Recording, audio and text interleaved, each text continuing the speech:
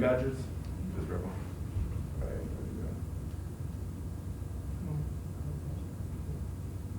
America, land of the free, home of the brave. Freedom, it's great, isn't it? But one thing a lot of you should know is that freedom isn't necessarily free.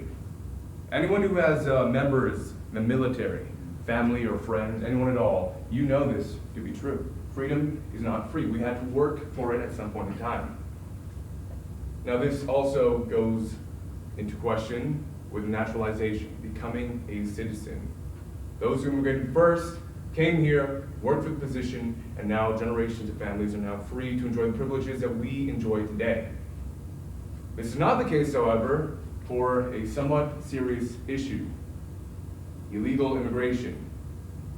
Now, I myself have no problems with immigration whatsoever. I believe immigration is great, but the problem comes into play when people take advantage of it. Those who skip the system, refuse to go through the viable process to become a citizen or get a visa, they simply jump the fence and enjoy the same privileges we do without going through any of the work. Definition of illegal immigration is the migration of people across the national borders, but they break the law. They do not follow the normal processes. They essentially skip everything they have to do. They cheat. We don't like cheaters. This does not include non-citizens with work and travel visas or green cards. If you have one of these, you are not a illegal immigrant. Unlike Donald Trump hates everybody. He hates non-citizens, he hates illegal immigrants, even those who are here legally with documentation, he doesn't like them. This does not come into play. Non-citizens are fine as long as you have proper documentation. There's no issue with that. More than 12 million people in the United States are currently undocumented as illegal immigrants. That's quite a large number. It's increasing by 700,000 people per year.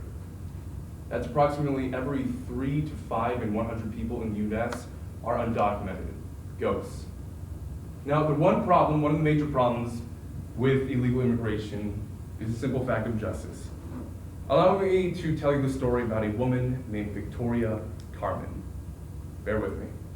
She was born in the province in the Philippines, and if any of you know the province of the Philippines, it's a very poor country. It's run-down shanty towns, very low economy. They don't have toilets. It's really bad, but she worked her way up. At age 16, she moved out of her parents' house and was able to move to Manila, which is the largest city in the Philippines, and there she worked as a waitress. While she was a waitress, she would work in the day and get as much money as possible so she can pay for night classes at night. And she would continue the process over and over and over again. She'd get 3 hours of sleep a day. And she'd keep doing that until one day she was able to apply for a position at a hotel. They liked her resume, they liked her drive. She applied for a position at a hotel, the Marriott, at a place called Guam. And she was able to work for documentation and get her work visa, and she moved to Guam, and from there she moved in the ranks. She followed the process. This was my mother. She worked hard, okay? Life never handed her anything whatsoever. And she got to the position she was through hard work. The problem with this is that illegal immigrants are skipping the system and cheating us. They're getting the same privileges we do without going through any of the work. The America for Illegal Immigration Pact estimates that illegal immigrants are using over $125 billion in taxpayer money. My mother, Victoria Carmen, she worked through her position and she went through the entire naturalization process, and she promised to pay her taxes, and now she's a citizen. Problem with the illegal immigration, they don't pay taxes. They enjoy the same public facilities as we do. They use everything that we get to use, but they don't pay taxes. That is essentially a reward for cheating the system.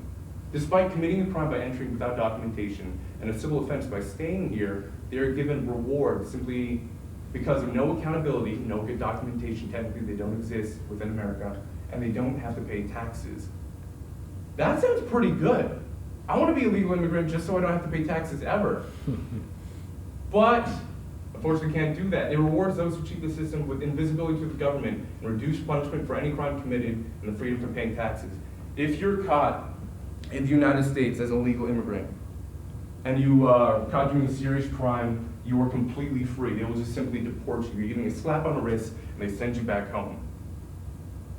Sounds good to me. The other problem with illegal immigration is the issue of security. The main issue regarding illegal immigration is not about the economy. People would say, oh, illegal immigrants, they hurt the economy, they take our jobs. That's not the issue. The problem comes into play with security.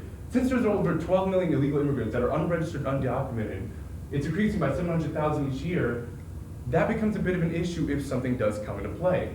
A quote from Heritage.org says, on one hand, the presence of so many aliens is a powerful testament to the attractiveness of America. On the other hand, it's a sign how dangerously open our borders are. Anything can get through. Even though they pose no direct security for that, the presence of millions of undocumented migrants distorts the law, distracts resources, and effectively creates a good cover for possible domestic terrorists and criminals. They can pose as illegal immigrants, say they don't have any documents, and they're essentially free to go. I have no problem with immigration as long as you follow the system. Thank you.